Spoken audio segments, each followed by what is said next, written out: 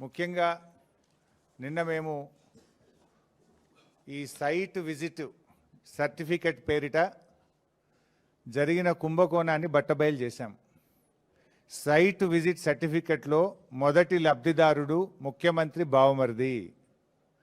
రేవంత్ రెడ్డి బావమరిది భాగోతాన్ని పొద్దుగాల బయట పెడితే సాయంత్రానికి నోటీసు పంపిండు నాకు. అంటే ఇదంతా డైవర్షన్ పాలిటిక్స్. మేమేమడిగినాము? సిట్టింగ్ జడ్జితో విచారణ జరపండి అన్నాం. రేవంత్ రెడ్డి నీకు ధైర్యం ఉంటే, నిజాయితీపరుడు అయితే, నువ్వు తప్పు చేయకపోతే తక్షణమే సుప్రీంకోర్టు హైకోర్టు సిట్టింగ్ జడ్జితో విచారణకు ఆదేశించు. ఈ బొగ్గు కుంభకోణాల్లో జరిగిన అవినీతిని మొత్తం బట్టబయలు చేద్దాం.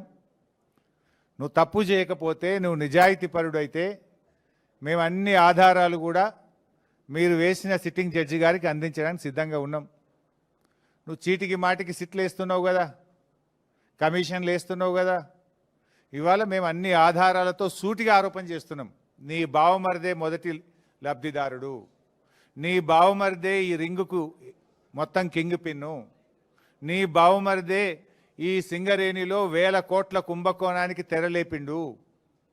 నువ్వు అంత నిజాయితీపరుడు అయితే, తప్పు చేయకపోతే కమాన్ సిట్టింగ్ జడ్జితో విచారణకు ఆదేశించు, మేము రుజువు చేస్తాం. ధైర్యం ఉంటే ఆదేశించు.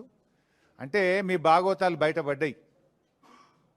ఇవాళ ముఖ్యమంత్రి గారు, భట్టి గారు, కోమటిరెడ్డి గారి మధ్య వాటాల పంపకం మొత్తం రోడ్డు మీదకి వచ్చింది, ప్రజల్లో పడ్డది. టెండర్ల మీ పోరాటం, టెండర్లు నాకంటే నాకని మీరు కొట్లాడుకునేదంతా ప్రజలకు అర్థమైంది. దాని నుంచి డైవర్ట్ చేయడానికే ఈ సిట్టు, ఈ లట్టు పొట్టు, ఏదో చిల్లర నోటీసుల కథ పెట్టినావు నువ్వు.